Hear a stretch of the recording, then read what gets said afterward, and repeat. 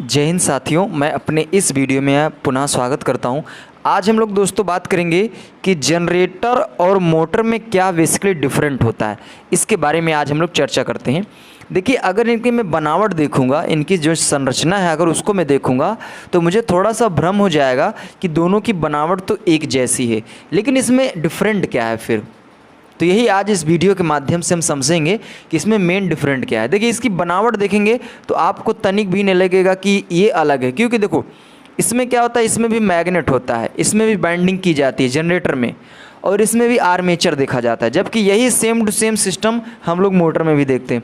Motor में भी armature होता है, उसमें भी सॉफ्ट होता है, उसमें भी बाइंडिंग होती है, उसमें भी मैग्नेट होते हैं। तो ये सभी का सभी जो फंडा जनरेटर में देखा जाता है, as it same to same हम लोग मोटर में भी देखते हैं। तो बनावट में तो आप नहीं फ़र्क कर सकते कि दोनों अलग हैं, लेकिन इनका जो कार्य करने की जो विधि है, कार्य करने का जो तरीका है, उससे आप पता कर सकते हो कि मोटर और जनरेटर में बहुत डिफरेंट होता है। देखिए, मोटर का काम होता है कि ये इलेक्ट्रिकल एनर्जी को मैकेनिकल एनर्जी में कन्वर्ट करता है। इलेक्ट्रिकल एनर्जी का मतलब क्या होता है, जो हमारे घरों में बिजली आती है उसी को हम लोग बोलते हैं इलेक्ट्रिकल एनर्जी, यानी इलेक्ट्रिक एनर्जी। और मैकेनिकल एनर्जी का मतलब होता है कुछ ऐसा वर्क करे जो आपको दिखाई दे। जैसे मैं आपको बता रहा हूँ एग्जांपल की बात, जो हमारे गांव में आस पड़ोस में या फिर कहीं गली मोहल्ले शहर कहीं भी मैं बात करूं तो आटा चक्की की मशीनें होती हैं। तो पहले तो वहाँ पे इंजन का यूज होता था, लेकिन अगर अब प्रेजेंट टाइम की मैं बात करूं तो अब वहाँ पे 3 फेज इंडक्शन की मदद से वहाँ पे हम लोग आटा को पीसते हैं। ये समझिएगा ध्यान से। अब ये ध्यान देना है कि जो ये मोटर थी 3 फेज इंडक्शन मोटर, वो बिजली से चलती है। तो बिजली क्या है, एक प्रकार की वो इलेक्ट्रिकल एनर्जी है। अब आपको पता होता है कि जो आप आटा चक्की की जो मशीन होती है, जो चक्की जिसको हम लोग बोलते हैं, उसमें मान लेता हूँ ये चक्की है सपोज दैट। तो यहाँ पे शाफ्ट से एक फ्लाई व्हील लगा होता है। आप इस तरह का स्ट्रक्चर देखते होंगे, फ्लाई व्हील लगा होता है। और यहाँ पे 3 फेज इंडक्शन मोटर रखी जाती है, और यहाँ से भी एक छोटा सा सॉफ्टवेयर निकला रहता है, इसमें भी एक फ्लाई व्हील बना होता है। ये ध्यान देना। तो यहाँ से होता क्या है कि यहाँ से बेल्ट, यानी जो जिसको हम लोग पट्टा बोलते हैं, तो ये पट्टा इसमें ऐसे फंसा दिया जाता है। सुनिए ध्यान से। तो ये मोटर को क्या हुआ, यहाँ पे 3 फेज सप्लाई दी गई, यानी किसी खंभे से RYB, ये 3 फेज सप्लाई खंभे से हमने इस इंडक्शन मोटर को दे दिया। अब यहाँ पे आप देखते होंगे इंडक्शन मोटर से बाहर एक सॉफ्टवेयर निकला होता है जो जिसमें फ्लाई व्हील लगा होता है, और ये फ्लाई व्हील से पट्टा इस चक्की से जुड़ा होता है। तो देखना ध्यान से, यहाँ से बिजली आई, ये है हमारी इलेक्ट्रिकल एनर्जी। अब इसी इलेक्ट्रिकल एनर्जी की मदद से मोटर स्टार्ट होती है। तो जब स्टार्ट होती है तो आप देखते होंगे कि फ्लाई व्हील क्या करता है, रोटेट करना स्टार्ट कर देता है। तो ये दोस्तों जो रोटेट कर रहा है ना, यही है हमारा मैकेनिकल एनर्जी। तो मैकेनिकल एनर्जी हमारा दिख रहा है।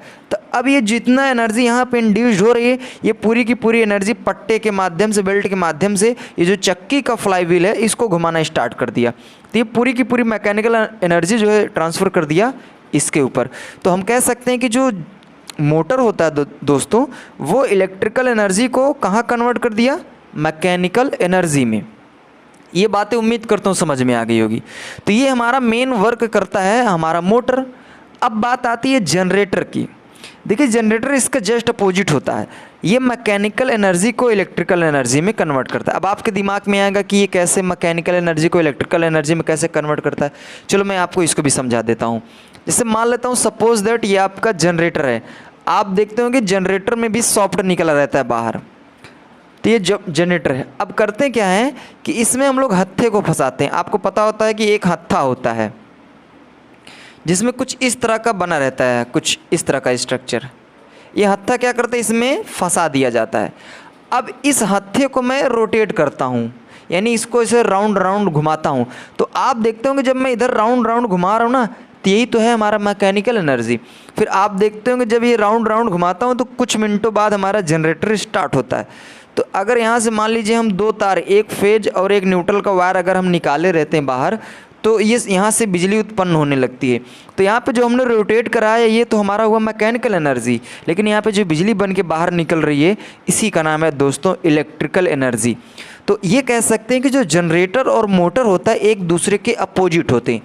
मोटर का काम होता है electrical energy to mechanical energy, जबकि जनरेटर का काम होता है mechanical energy to electrical energy.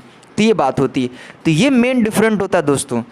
अगर हम बात करते हैं कि जो ये मोटर बिजली का जनरेशन नहीं करता, ये बिजली की उत्पत्ति नहीं करता, ये बेचारा खुद ही बिजली से अपना काम करता है, जबकि ये जो जनरेटर होता है ये बिजली की उत्पत्ति करता है, यानी बिजली को जनरेट करता है।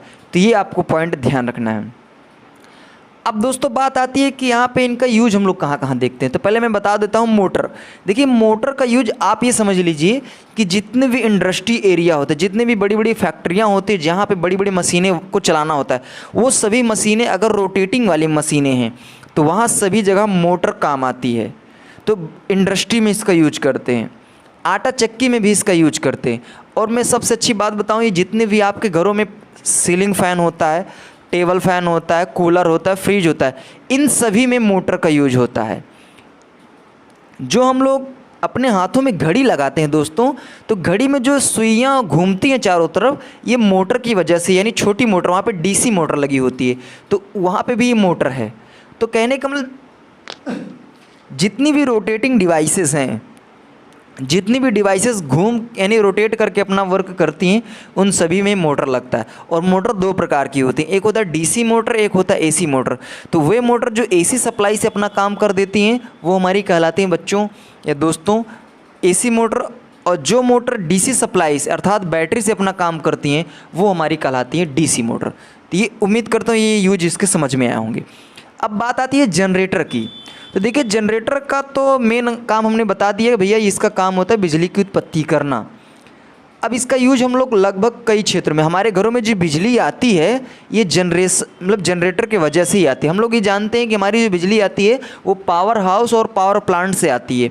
तो पावर हाउस और पावर प्लांट में भी जनरेटर रखा होता है जो बिजली को जनरेट करता है। उसके बाद जो ट्रांसफार्मर होता है उस बिजली को हाई पावर में कन्वर्ट करता है, यानी 4,40,000 वोल्ट, 2,20,000 वोल्ट, 1,32,000 वोल्ट में कन्वर्ट कर देता है।